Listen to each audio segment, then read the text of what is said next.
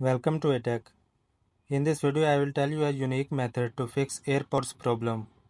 If you face sound coming only from one earbud, then I will provide you proper solution. So let's get started. First of all, open settings, then click on accessibility. Here you can find hearing engagements,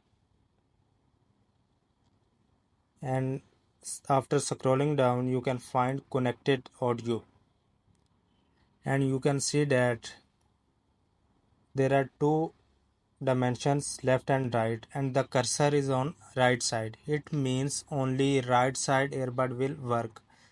So what you have to do is to hold the cursor and bring it to middle. So when you bring it to middle, the color is changed.